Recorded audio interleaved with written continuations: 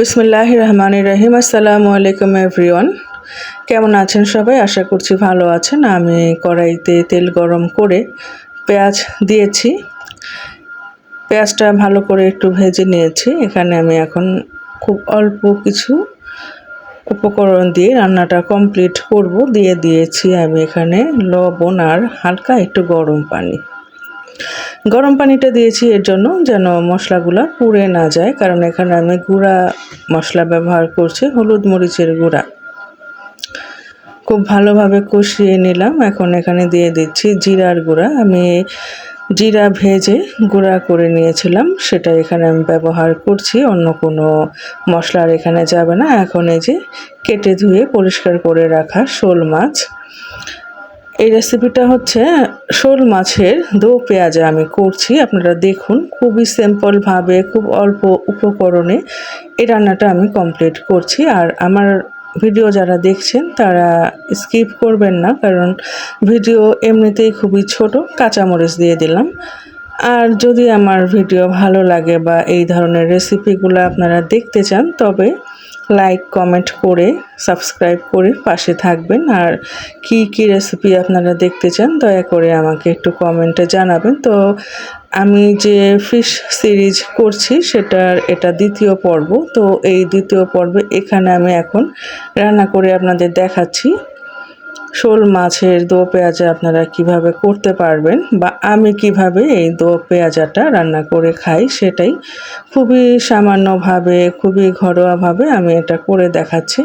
কথা বলতে বলতে আমার মাছ কিন্তু কষানো হয়ে গিয়েছে। এখন এখানে যে আমি পেঁয়াজটা ব্যবহার করব সেটা কিভাবে করব চলুন একটু দেখাই। তো এখানে পেঁয়াজ আর টমেটো আমি অন্য একটা কড়াইতে হালকাভাবে একটু ভেজে নেব। খুব বেশি ভাজবো না, কারণ এই পেঁয়াজটা যদি আমি মাছের মধ্যে দিই তখন এই পেঁয়াজটা সেদ্ধ হবে, খুব সুন্দরভাবে নরম হবে এবং খেতে খুব ভালো লাগবে। আর পেঁয়াজটা আপনাদের মুখে পড়লে সেটা খুব ভালো লাগবে। আর যদি আমি এই পেঁয়াজগুলো আগেই দিয়ে দিতাম তাহলে পেঁয়াজগুলো গলে যেত, আপনারা পেঁয়াজের কোনো কিছু বুঝতে পারতেন না। ঝোলটা ঘন হয়ে যেত ঠিকই, কিন্তু পেঁয়াজটা গলে যাওয়ার কারণে এটা আর দো পেঁয়াজ হতো না।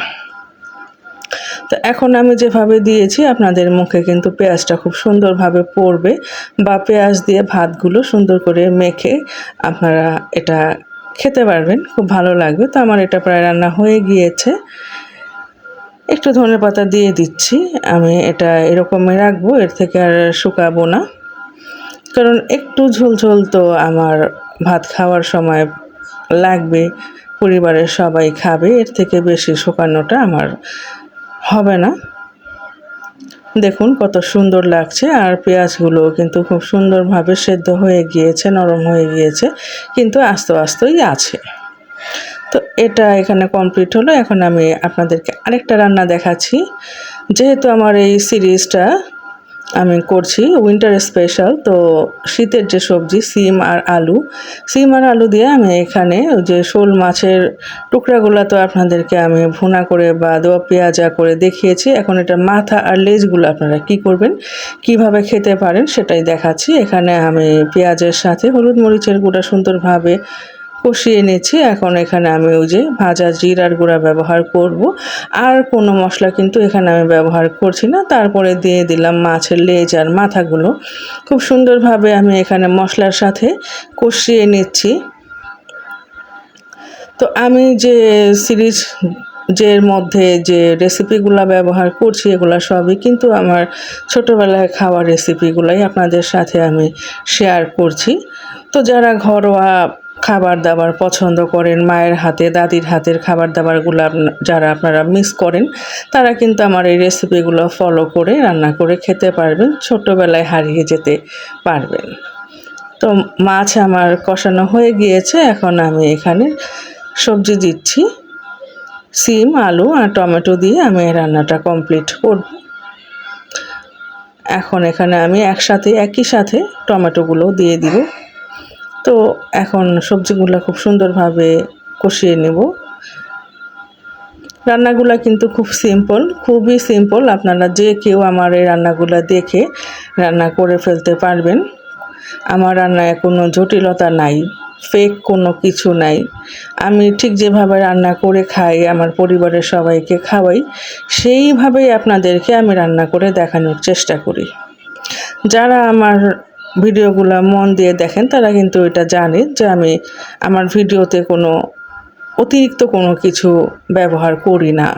আমার রান্নাগুলোতে সেই রকম কোনো কিছু ব্যবহার করি না যেগুলো অস্বাভাবিক বা আসলে সেগুলো ফেক কোনো কিছু আমার ভিডিওতে আপনারা কেউ পাবেন না।